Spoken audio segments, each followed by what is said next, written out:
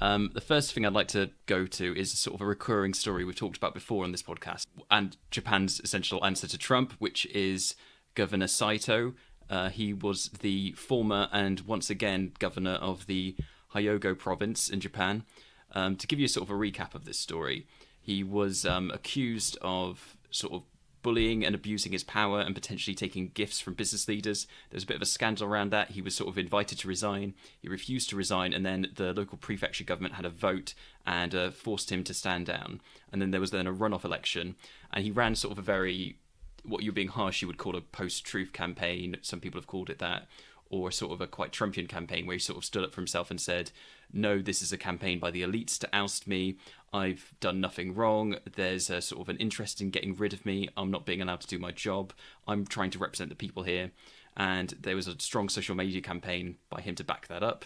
And eventually he won. So he's now back in as governor, and which would seem to be, although there's potentially some investigations about his sort of behaviour in the past ongoing, potentially we'll see where that goes. He's back in with a new mandate as governor.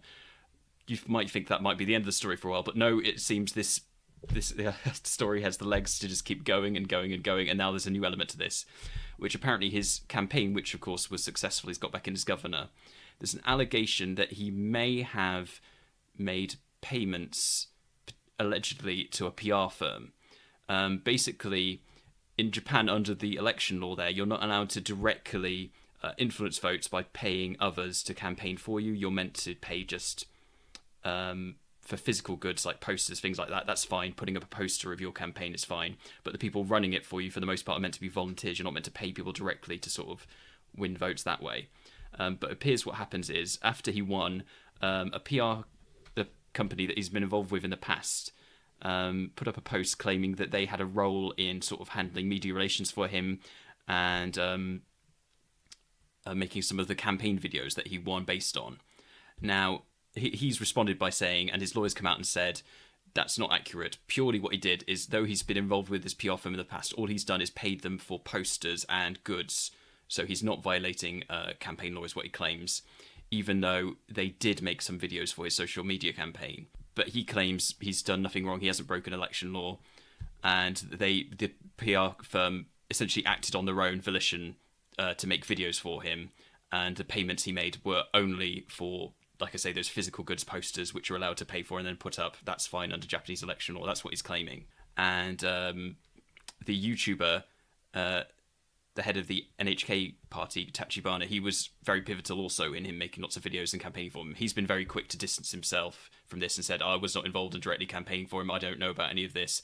I was just running an independent campaign, despite him sort of running interference for Saito and being very much in favour of him. So we'll see what, if anything, further legally comes from this. I mean, this sort of thing seems like it, like I say, it has come the legs to just go and go. It's hard to imagine him being forced out by this because he's claiming innocence, and unless there's like a legal resolution, he's before run, like I say, the sort of Trumpian campaign of saying, oh, you know, I can't get a fair shake. It's the elites who are out to get me. I'm just trying to get on with my job. Represent the people. And he's also got like this brand new fresh mandate where he's like comfortably won the election. So you can imagine he'll dig in and refuse to let this affect him, and he'll just try and carry on with his job. And so it's hard to imagine he'll be forced out by this unless there's, like I say, some sort of firm legal resolution to this. Or it could just be this will fizzle out, and there's been a lot of controversy about Saito recently, and this could just be like an aftershake of this. But unless more details come out, or that, like I say, there's some sort of firm legal action, it's hard to imagine he'll be forced out unless something like concrete comes out. But there's a lot of attention on him, a lot of pressure, and so we'll just have to, for the moment, see where that goes. But yeah, I just thought it's interesting that you thought this story perhaps had a conclusion for the moment, and then now he's back in the news. So we'll see what happens to Saito from there.